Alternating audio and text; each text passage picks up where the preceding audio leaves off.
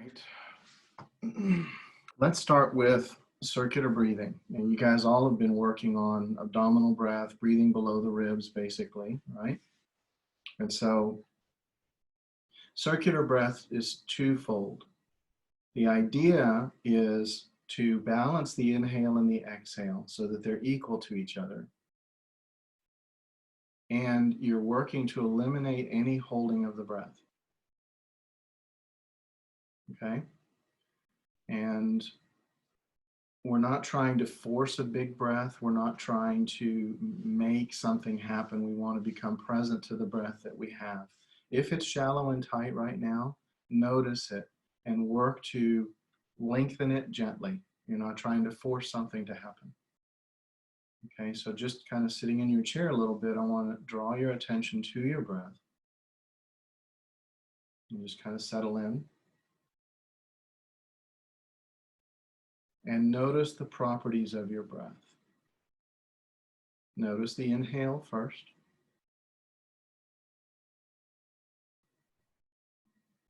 Is it fast? Is it slow? Is it choppy? Is it smooth? Just notice the properties of the breath, the inhale. We're focusing on the inhale right now.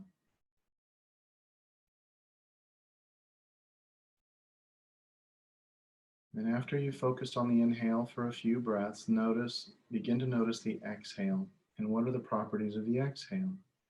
Do you have a tendency to exhale quickly? Or do you exhale slowly? Is it smooth? Is it choppy? What do you notice?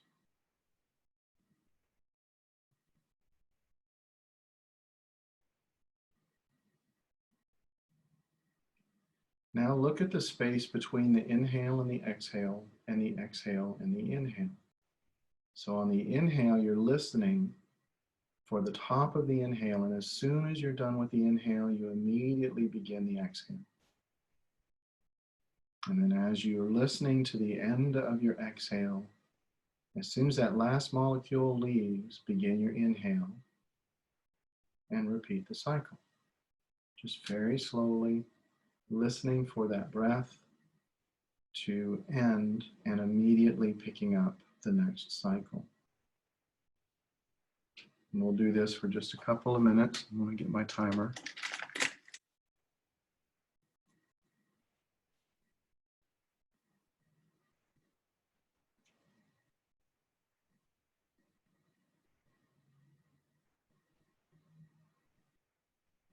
Work to slow and deepen your breath. And gently strengthen your focus. If your mind wanders, notice it. Bring it gently back to the breath and back into the practice. Working to eliminate any holding of the breath and working to balance the inhale and the exhale against each other.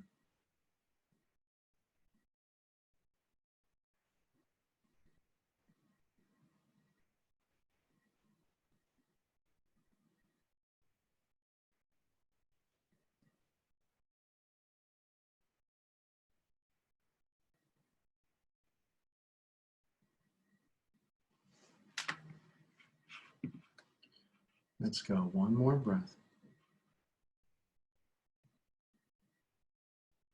As you finish your exhale, settle. All right, so as we look at intention here,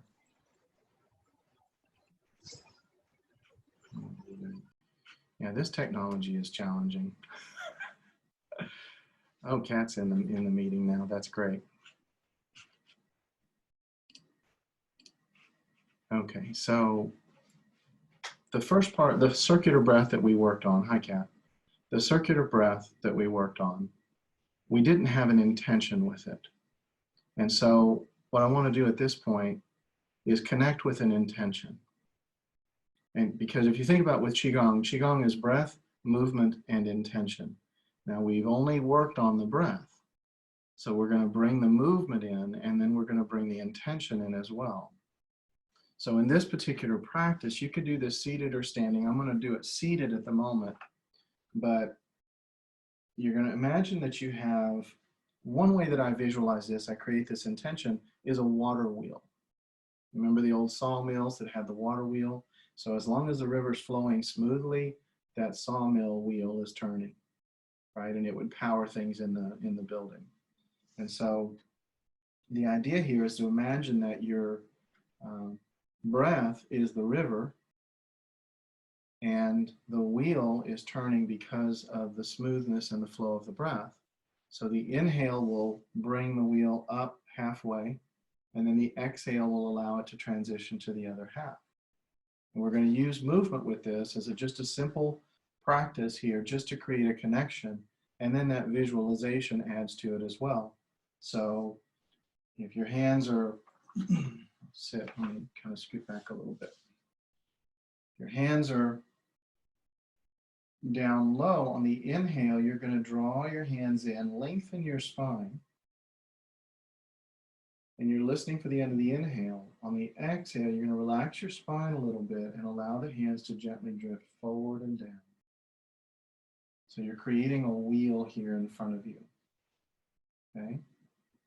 So the inhale, you're lifting and lengthening the spine. The exhale, you're going to relax the spine just a little bit.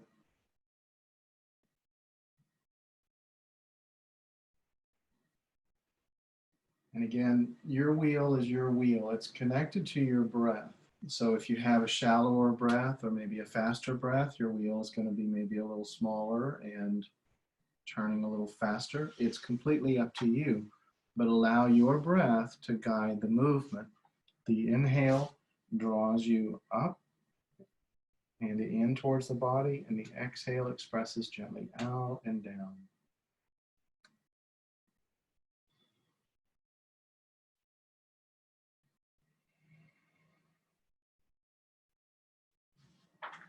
So let's work on this a little bit. Breathing in, coming up, lengthen the spine. Breathe out, relax the spine just a little bit. The flexion of the spine is just good to work on opening up the spine.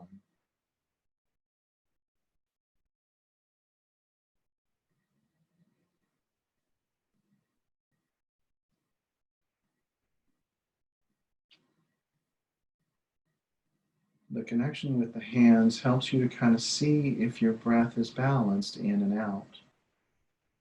If you're breathing fast on the inhale and slow on the exhale, your hands should reflect that.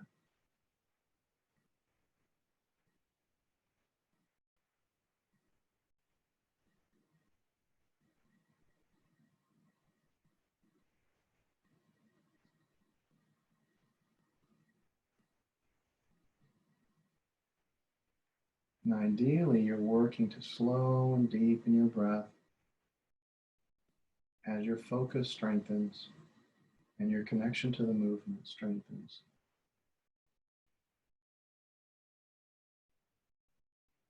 Remember to keep your elbows heavy and your shoulders relaxed.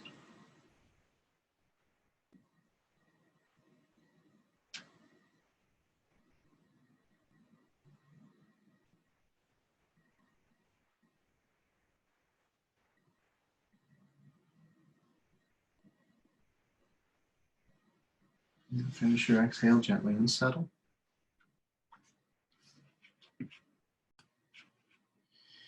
The key here is creating a connection between the breath, a simple movement, we've worked on a lot of different movements at this point, and the intention behind it. So where is my mind going? You think about, like I've mentioned this before, but spirit, body, mind. Mind is not really the practice. It's more mind path. Where is my mind going? What am I doing with my mind at that point in time? Am I allowing it to wander? Am I creating a single point of focus? Am I able to get myself in a place where I can be present to the things that are happening right around the breath? Okay.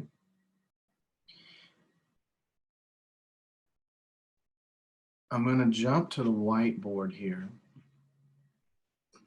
and kind of talk through briefly why the breath is so important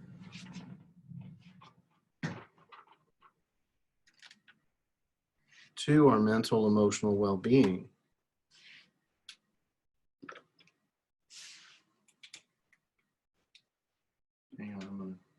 guys up to the top floor.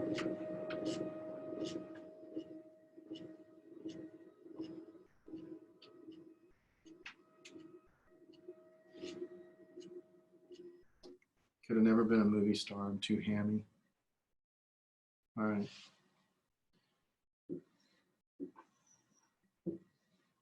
Future, past. I know we've talked about this in different ways at different times. To save time, you know, back here in the past, we have anger, grief, regret, resentment, sadness. Future, we have fear, worry, anxiety. And oftentimes when we're working on these, you know, what I've heard many, many times in groups is, you know, I say, well, these are in the future or these are in the past. And it's like, well, no, because I feel them right now. I feel them all right here in this present moment in time. I'm afraid, I'm anxious, I'm angry, I'm sad. I feel it right now. This is true, but it's coming from either the future or the past. So if there's an event that happens that makes you sad, the event happened in the past, and the feeling you have, the sadness you feel, is connected to that. Does that make sense? If I am afraid, like, you know, the uncertainty we have right now related to this situation, there's uncertainty in the stock market, there's uncertainty in whether people are going to have jobs, you know, when is this going to be over? There's a lot of things that are very future focused that we don't have any control over, and it creates a lot of fear and anxiety and things like that. I feel it here, but I'm fixated or focused on future possibilities. Does that make sense? The power of the breath is that I cannot breathe later. I can't breathe into the future. It's like, hang on, I'm gonna breathe 5 minutes from now, okay? Just give me a minute and I'll get there. Actually, give me 5 minutes and I'll get there. I can't breathe into the past. So if I am focused on my breath, I'm focused in the present moment. And if I'm focused in the present moment, I'm able to create space in the now, which has no reference to future or past unless I give it. If I'm feeling very afraid and very angry and, I mean, just basically overwhelmed, then my future and my past are crushing in on me at this moment in time. And that's why everything feels like it's happening all at once. Does that make sense? But if we can discern that it's like, okay,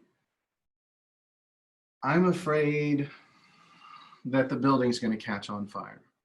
Okay, and I have this fear. Maybe I've had a past experience with fire that was very painful and difficult.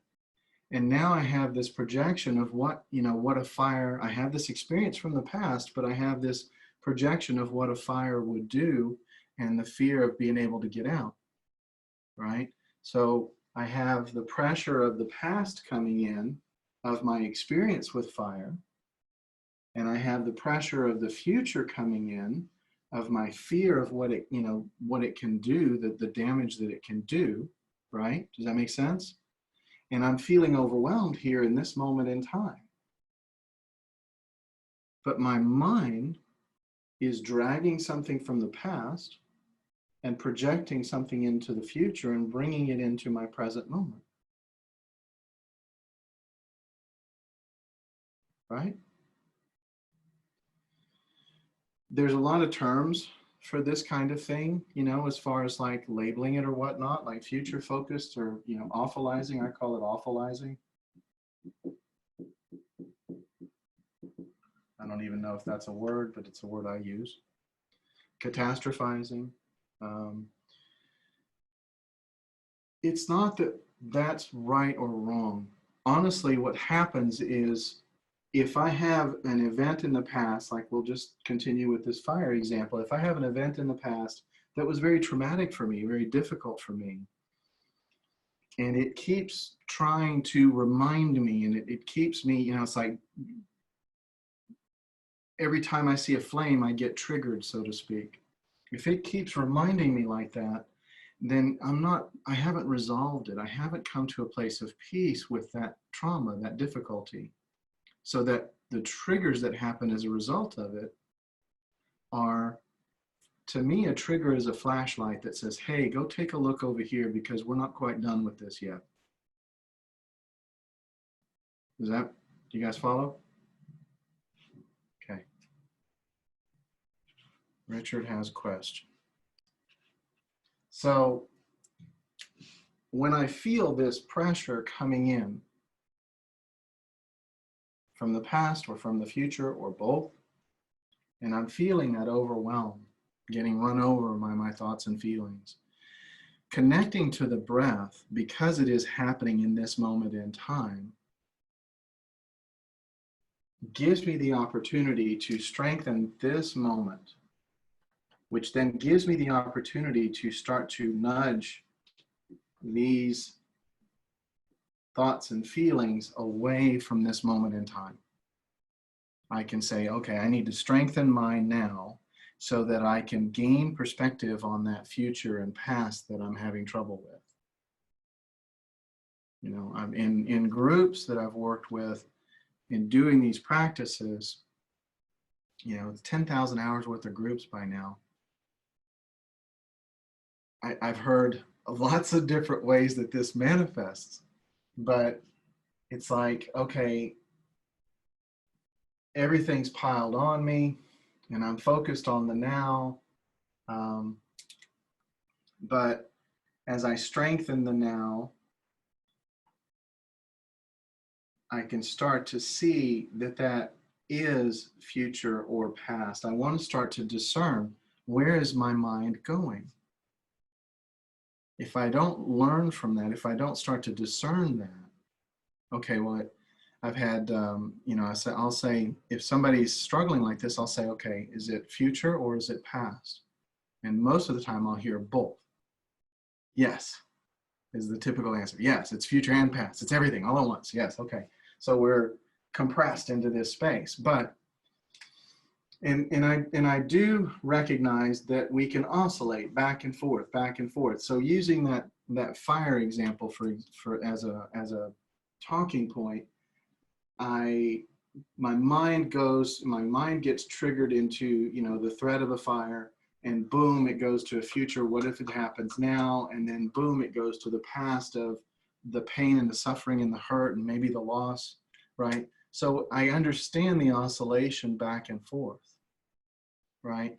But the breath has the ability, if I start to work on strengthening this, the breath has the ability to arrest that process and then say, okay, I'm here, I'm focused on my breath, and now I see the thoughts that are coming in that are from the past, and I see the thoughts that are going towards the future, and now I can address them because I've discerned them from each other instead of just feeling overwhelmed by them.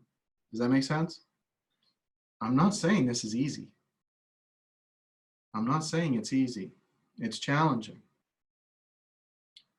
It starts in my training, in my understanding, in my practice, from my own personal experience, it starts with breath work, breath practice, Qigong practice, because the breath, the movement, and the intention give you the ability to get stronger and stronger here in this moment in time.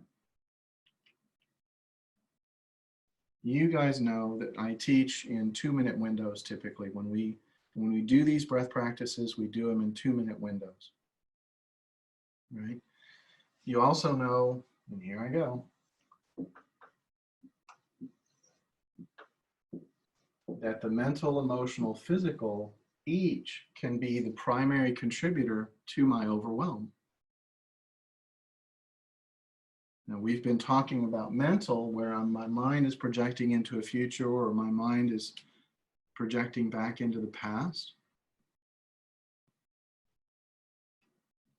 But it could also be physical in nature, where I am experiencing chronic pain from an old injury.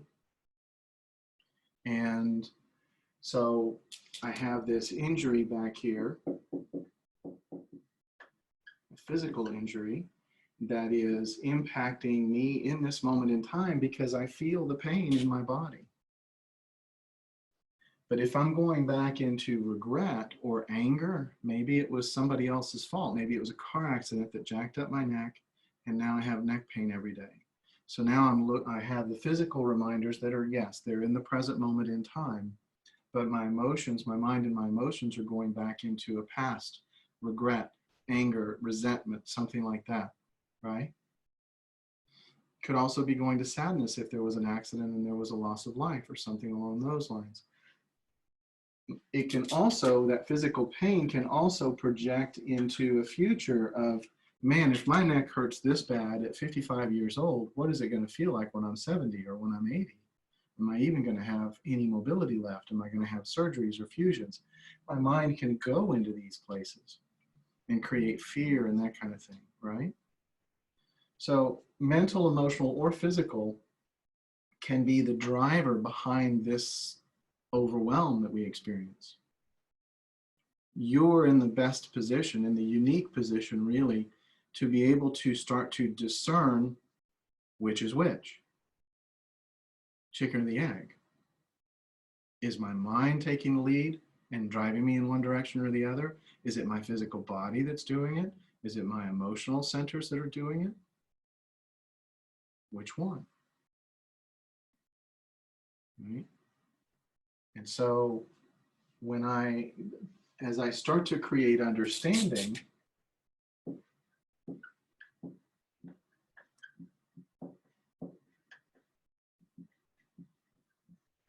that gives me the opportunity to, it doesn't make me make a choice, but it gives me the opportunity to choose a different direction.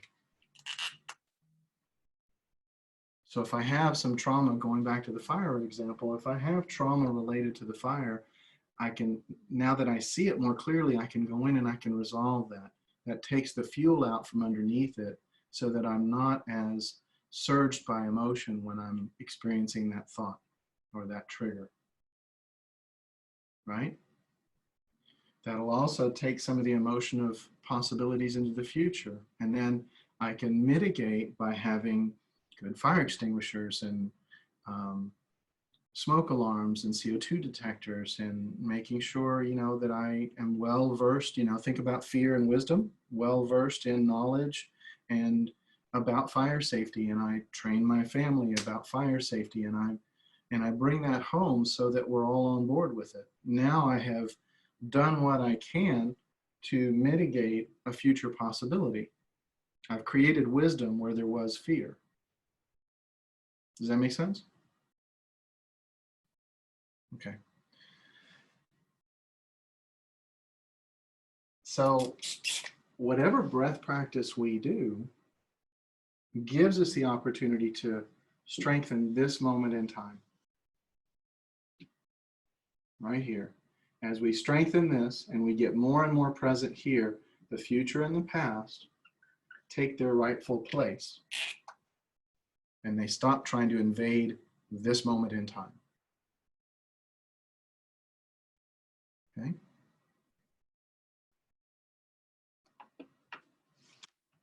I'm going to invite awareness or questions. All right, and so what we're going to practice now is I call it tactical breath. That's the way it was taught to me. The reason it's called a box breath is because what you do is you're going to use a count of 4. There's different ways that you can do this, but you can use a count of 4, and you'll inhale for a count of 4, and then you're going to hold for a count of 4. Then you're going to exhale for 4.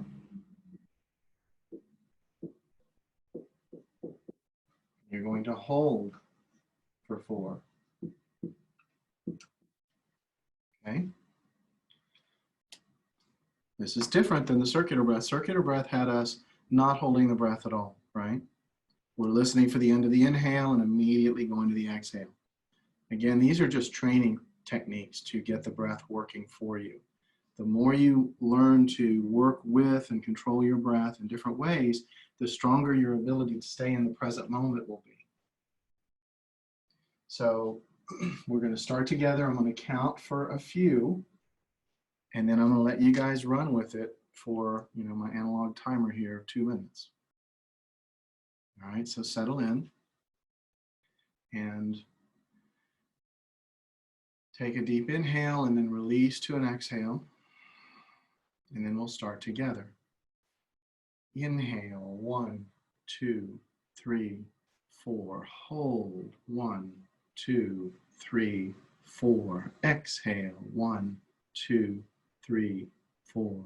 Hold, 1, 2, 3, 4. Inhale, 1, 2, 3, 4. Hold, 1, 2, 3, 4. Exhale, 1, 2, 3, 4. Hold, 1, 2, 3, 4. Continue on your own.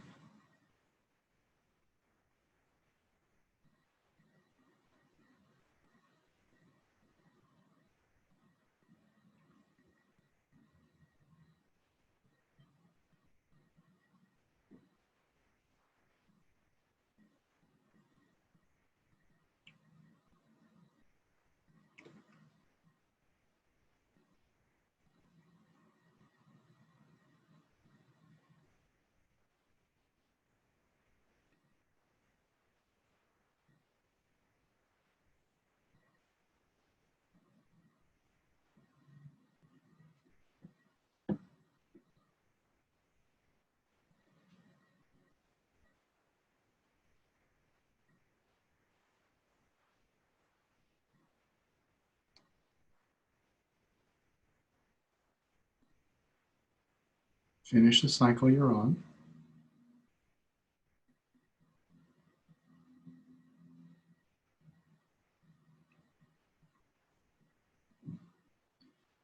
Okay.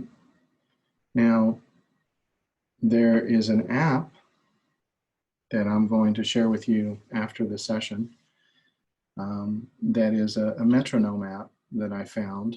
So there's 3 different ways that this, or 2 different ways that this particular technique has been taught to me and that I've shared. One is the counting method, which is what we just did.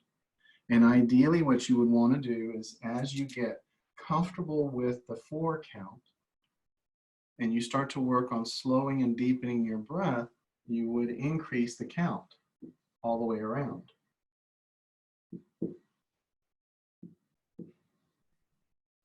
Okay, so you'd go to 5 all the way around, and then 6 all the way around, so that you're lengthening and deepening the breath and you're able to hold your breath a little bit longer. It's just about training breath control. Okay? Another way to do this is with the heartbeat.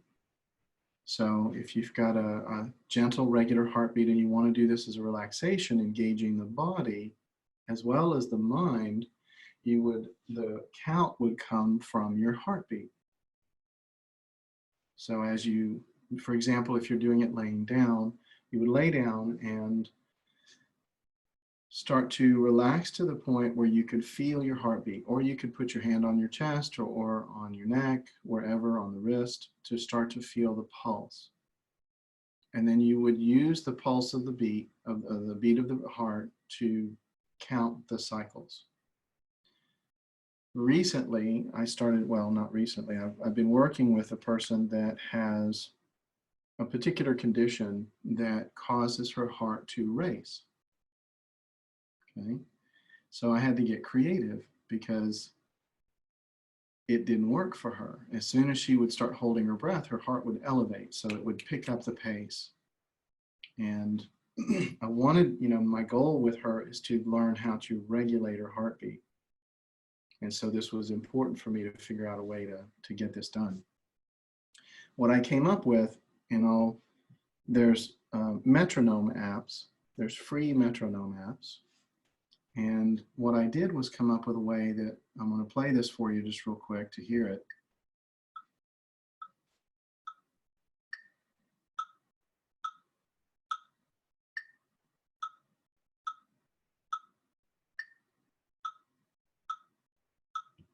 Is my microphone able to give you the distinction between the one pitch that's a little higher?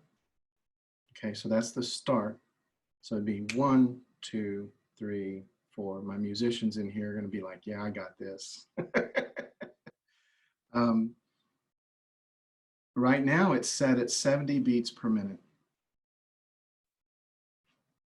We're going to start, I'll dial it up to 75. And what we're going to do is I'm going to be quiet. I'm going to start this, and what I'd like you to do is transition at the change in pitch. So inhale, 1, 2, 3, exhale, 1, or hold, right? Just going through the cycle. Make sense? All right, let's play for a moment.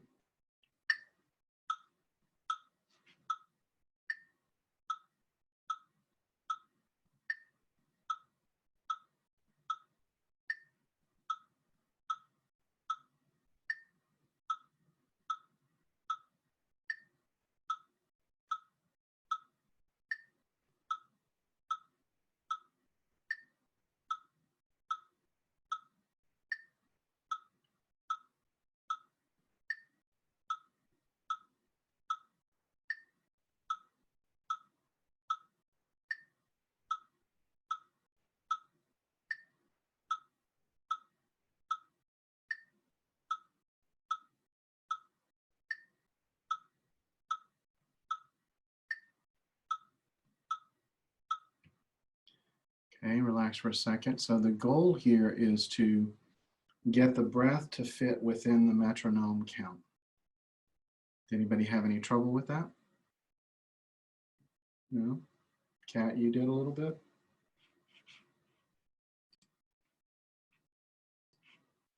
If you think about this, when you're doing this inhale slow and deep and then closing it off right before that next marker for the hold comes in, and the exhale the same thing, as you work to slow down the metronome, you are going to hit an edge where, as Richard mentioned, you start to feel like you don't have enough oxygen. Like, I can't hold anymore. I'm going to start to feel a little panicky, right? That's a survival mechanism. And what we want to do is play with it a little bit. Because especially if we're triggered quickly if we get triggered and we jump to anxiety, we want to be able to learn how to control that. And you can. I learned this the hard way. It was an awareness when I was going through some lifeguard training, and my instructor, it was a final exam kind of thing. I'd been training for quite a while, and it was a final exam kind of thing where I swam a mile in the pool as fast as I could, and then I got out in the shallow end. It's an Olympic pool, 15 feet deep at the other end. And then she pretended, and she's quite a strong woman, pretended to be drowning in the deep end. And now I've just swam a mile, I'm exhausted. And now I've got to swim as fast as I can to her. And the idea was the rescue method was to come to her, talking to her as I get there, dive under, come up behind, and then pull her back, and then hold her and try to start calming her as I start swimming her to shallow end. Well, because she knew what I was going to do, as soon as I came up, now I had been swimming, I'm already out of breath, I'm swimming as fast as I can. I dive down. Now I've held my breath to go down underneath her and come up behind. Well, before I could get a breath of air, she grabbed me and used me as a ladder and stood me on the bottom of the pool and wouldn't let me up. I had to fight my way to the surface. What it taught, and I was very upset when I came back up. Very upset. But what it taught me was something that had never been taught to me in a similar way. I'd been taught about controlling my anxiety, controlling breath, and reducing the stressors in my body. But that was an eye-opening moment in that I was already, you know, my oxygen was pretty depleted because of all the strenuous physical exercise that I had just done. And then I held my breath and went under.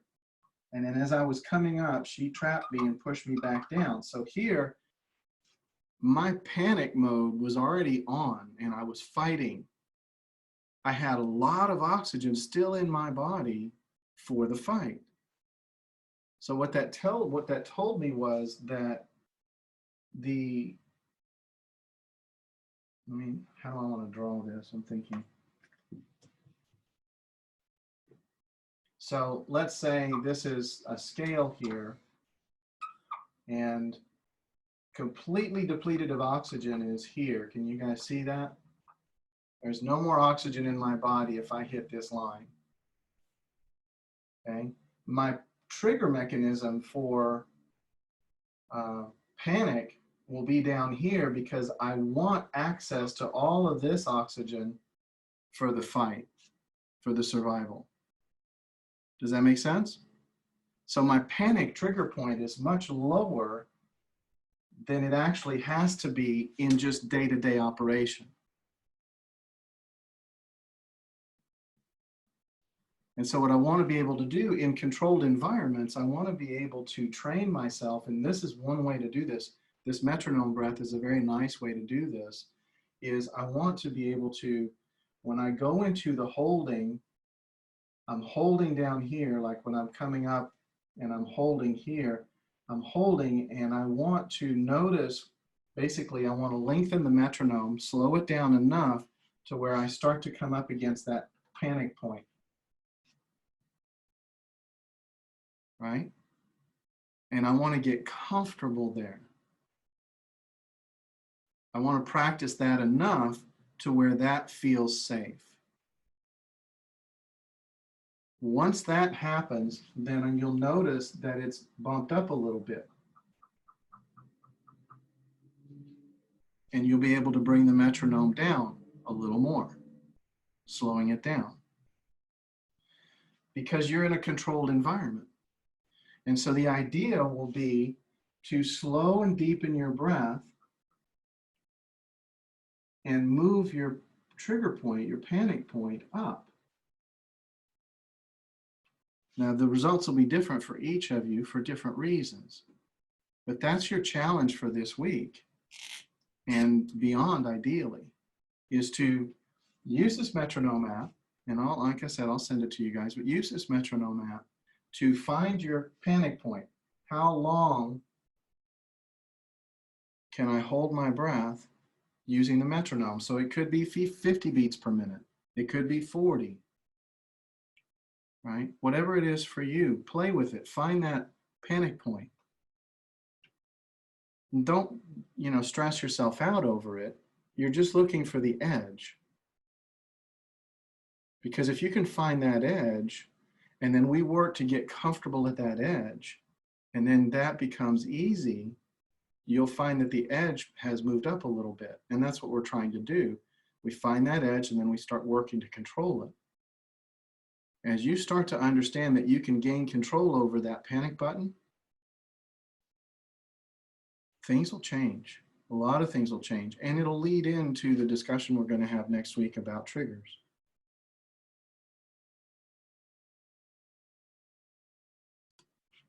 All right. So that is a great question.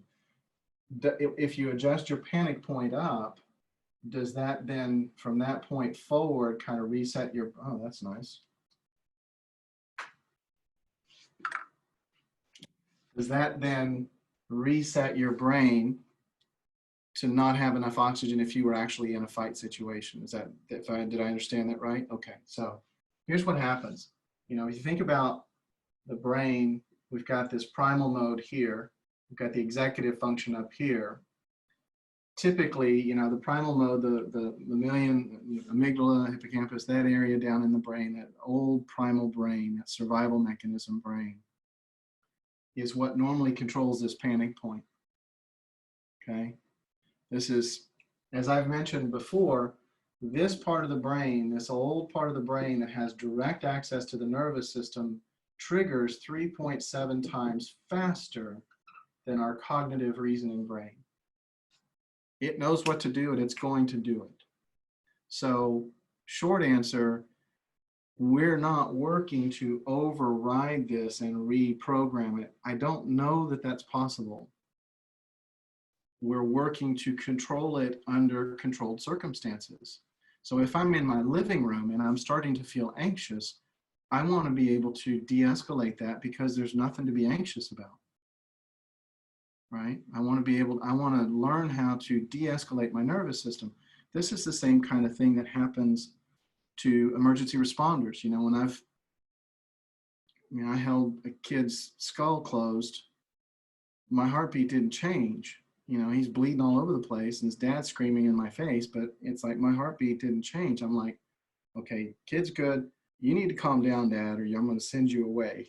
You know, it's a skill. It's an ability. In my Kung Fu training, what we did was we worked to fight really hard, get our heart rate up, everything up, just really push 45 minutes or so. And then we had 10 breaths to de-escalate our systems completely. And we trained that over and over and over again. So we brought our heart rate down, our respiratory rate down to slow, calm, and controlled within 10 breaths.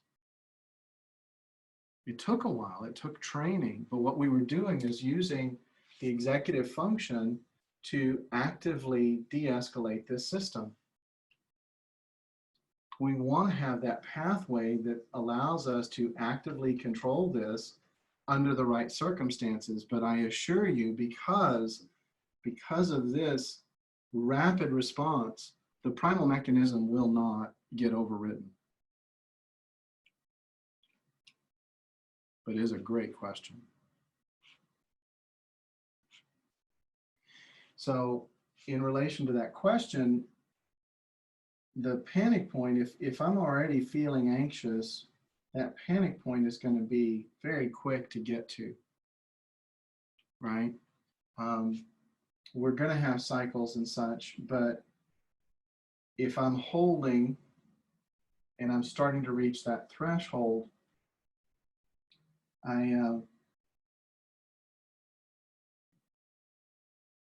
want to, basically I've gone from a calm place to slowly elevating up to a place of panic.